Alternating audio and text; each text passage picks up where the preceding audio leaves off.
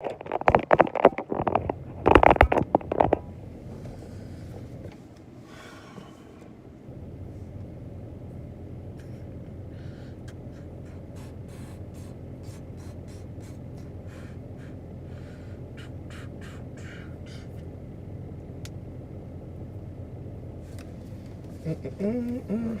my hands ashy. Can y'all hear me? Is the sound on? Is the sound on?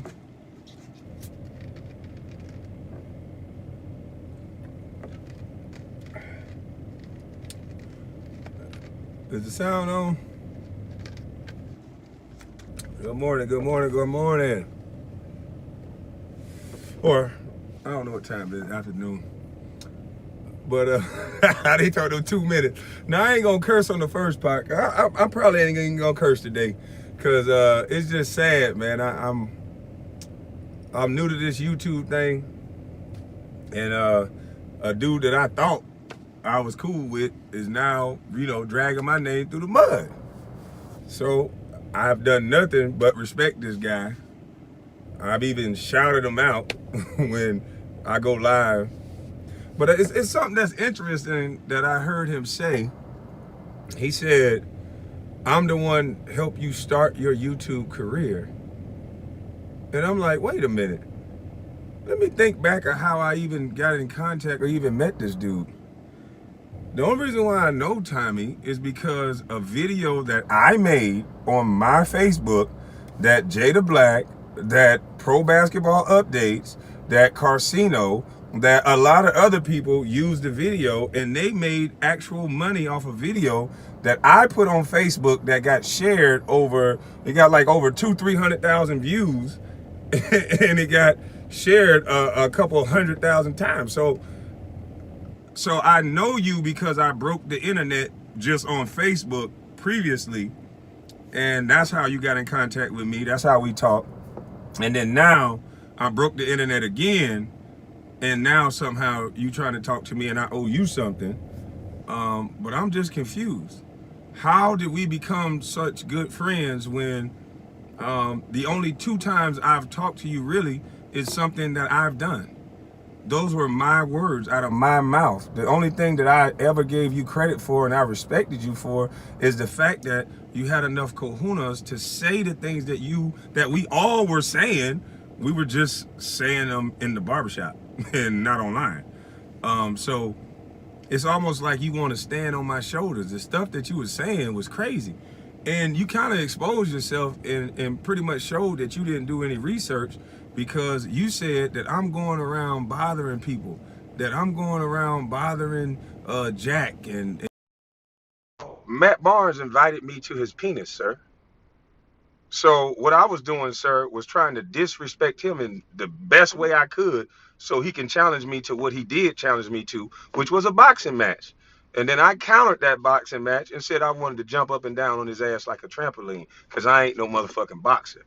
Now, had you done a little research and instead of trying to follow the YouTube algorithms and then you really just jumped the gun, that's all you did. The only reason why you know anything about Judge Joe Brown is because you called me when you came back from out of town.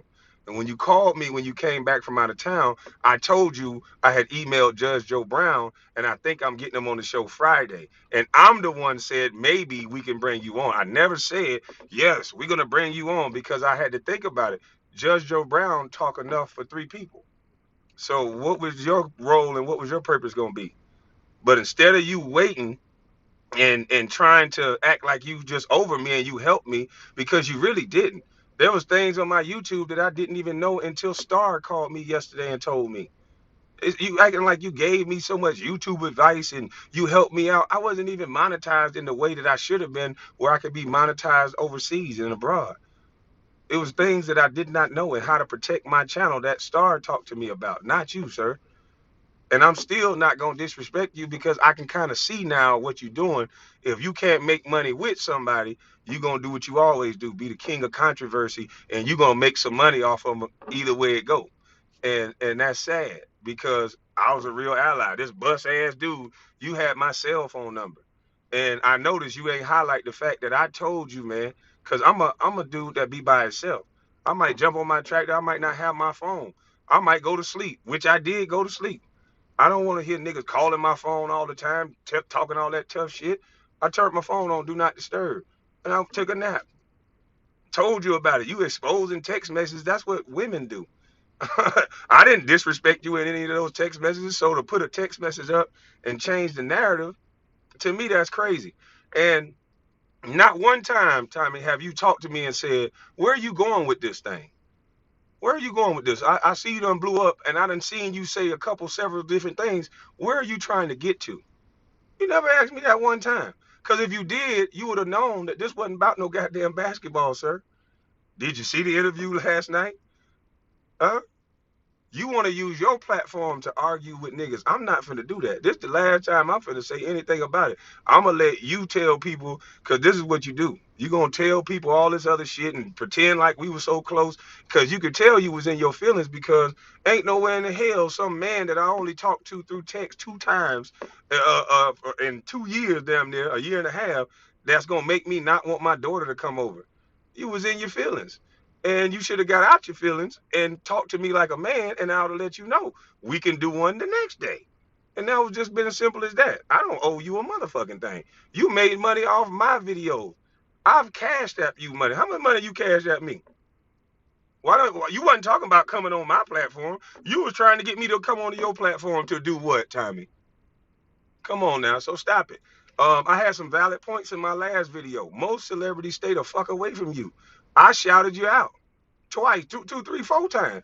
So to try to demean my character because you got sensitive, because you got in your feelings, that's not my fault.